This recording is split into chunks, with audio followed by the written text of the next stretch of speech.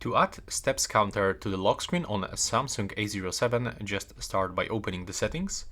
Now we have to scroll down and go for wallpaper and style settings. Then you have to select lock screen. Wait for the loading screen, it will take around a few moments. Now we have to click over here on that widget pool and you have to scroll for option called Samsung Health. If you don't have this Samsung Health here, it means that you have to download Samsung Health application from Google Play Store or from Galaxy Store. Then you can bring the daily activity widget 2x1, click outside, and as you can see, first of all, we have to actually get started.